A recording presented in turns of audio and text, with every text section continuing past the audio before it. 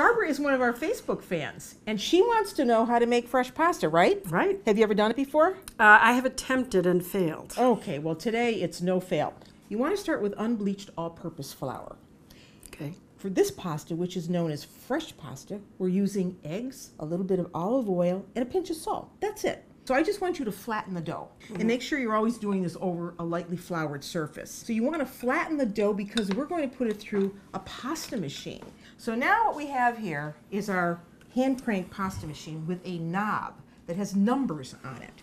And the numbers go from 2 to 10, or depending what the machine is, you will have to gauge. But on this machine, if you go left, the rollers open wide, and if you go right, higher in number, the rollers tighten to make a thinner pasta.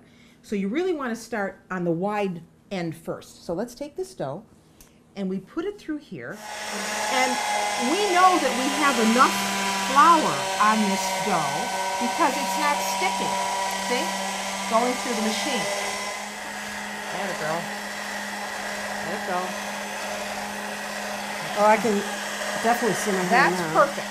Perfect. That's going to be perfect. So I made a hole in it over there. that's all right. We can patch that. Not a problem. Isn't this a great gadget? Yeah. It takes the place of the hand crank, so you don't have to use two hands. So what can we do with this dough? Well, we could trim it, and we could cut it into maybe 4 or 6 inch sheets, which we could use to make lasagna. That's one thing you can do with the dough. You can cut it into wide strips, like so. Let's take this one. Wide strips.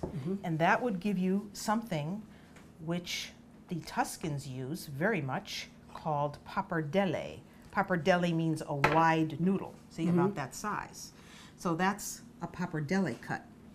So you want to cut maybe about 1 inch. You can make them bigger too. Rectangles like so. See? And then you just take your finger, you cut that one so it's just really, cut that, okay. You take your finger and you pinch. See? Well, right in the center. that looks like a bow tie, too. Looks like a bow tie. Okay, so now you do them. All right. Farfalle, known as butterfly in Italian. And you can make a whole slew of those. Aren't they pretty? Yeah, I like that.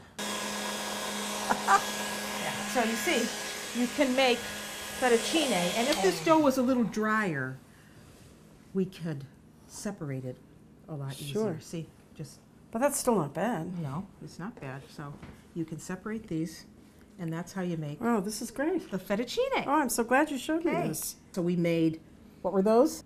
Farfalle. Farfalle. Yep. Farfalle, which are butterflies. This is the maltagliati. We also did the wide cut, which is the pappardelle, Pappardelle. which is used like for stews and things like that. Okay?